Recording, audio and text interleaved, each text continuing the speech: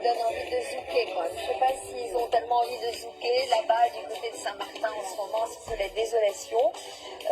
On va parler de l'aloe vera. Je ne sais pas s'il pousse aux Antilles, peut-être. Subtropical et tropical. Maintenant, on en cas, trouve un peu partout dans les régions chaudes. C'est un véritable couteau suisse de multiples activités, de multiples propriétés. Surtout. Absolument, incapable d'agir sur tous les fronts. Alors je vous dis, soulager les brûlures, les piqûres d'insectes, les coups de soleil, limiter le diabète et limiter les reflux gastro-œsophagiens. Alors pour les plus sceptiques, parce qu'effectivement on parle de beaucoup d'intérêt, pour les plus sceptiques, sachez que c'est très sérieux.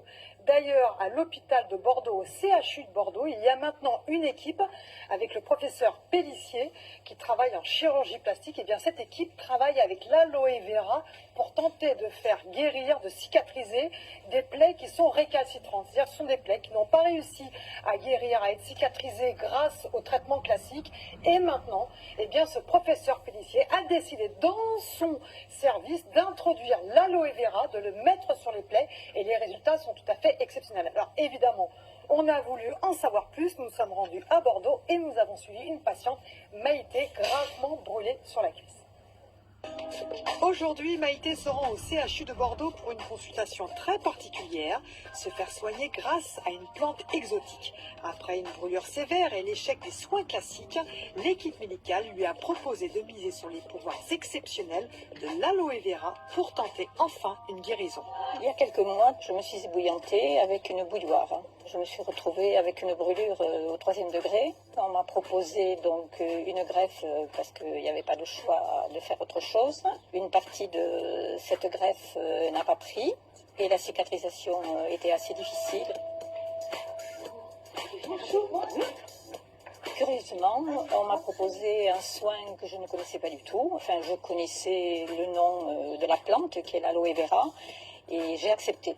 3 fois par semaine, donc je revenais à l'hôpital pour me faire des soins à l'aloe vera. Ce soin était donc très agréable. Cette crème est onctueuse, très parfumée et de plus, elle hydrate parfaitement. C'est vrai que lorsqu'on a une brûlure, il y a une odeur et avec l'aloe vera, je n'avais plus cette odeur.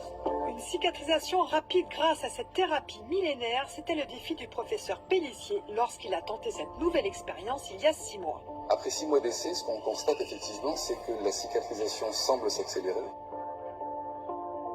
Les pansements sont remarquablement indolores, c'est-à-dire que le changement de pansement est très confortable pour le patient. Et on a également une réduction de l'inflammation de la plaie elle-même, mais surtout des tissus autour de la plaie, ce qui permet une meilleure cicatrisation. Les études précédentes ont montré que l'aloe vera contient des composés extrêmement intéressants, des oligoéléments ou des facteurs de croissance, qui permettent de booster la cicatrisation tout d'abord, mais également de lutter contre la douleur d'une part, et contre l'inflammation de la plaie et des tissus environnants d'autre part, ce qui le rend donc très intéressant dans la cicatrisation des plaies chroniques. Là, nous en sommes à 3 mois Oui. de plaie. Oui. Et ça fait 3 semaines que nous ne sommes pas vus. Oui. Mais c'est guéri. Maintenant, je l'utilise régulièrement pour mon corps et puis pour tous les petits bobos qu'on peut avoir, c'est-à-dire une piqûre, un bleu, etc. Alors, Sophie, ça ressemble à un cactus, ça n'a rien... On ne montrait pas un couteau comme ça, c'est impressionnant. Ça ressemble à un cactus, ça n'a rien d'un cactus. En fait, c'est partie de la famille de l'asperge et de l'ail. Donc, je coupe une feuille de l'asperge et de l'ail. Exactement, curieusement. Je coupe une feuille de cactus.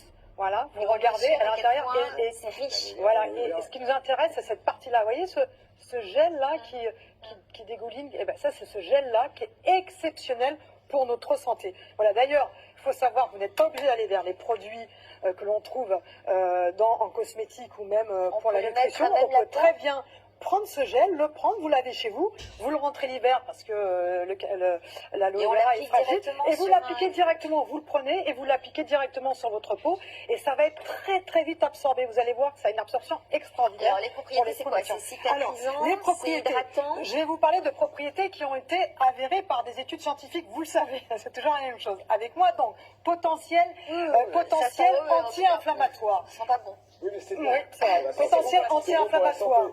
plus anti-inflammatoire que les autres plantes qui sont utilisées contre les coups de soleil. Potentiel sur la glycémie. On sait que quand on consomme de l'aloe vera, eh bien finalement on va rendre l'insuline, cette hormone qui est chargée de limiter le taux de sucre dans le sang, plus efficace. Potentiel contre les troubles digestifs. Pourquoi? Eh bien parce que elle permet de limiter la sécrétion d'acide chlorhydrique dans votre estomac. C'est pour cette raison que maintenant, en pharmacie, vous avez, Sophie, des produits à base d'aloe vera que vous pouvez boire matin et soir, qui sont très efficaces pour les gens qui ont des reflux gastro-œsophagiens et qui ont des brûlures.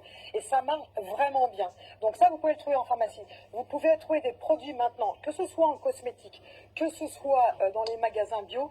Il faut faire très attention parce que quand j'ai fait mon petit shopping avec Margot, eh bien nous avons vu qu'il y avait des produits qui étaient mal dosés. C'est-à-dire que quand vous allez choisir, par exemple, certaines boissons, vous voyez aloe vera, 100% bio, super. Sauf qu'il n'y a pratiquement pas d'aloe vera ou très peu d'aloe vera dans ces produits et en plus ils ont rajouté du sucre, donc pas d'intérêt.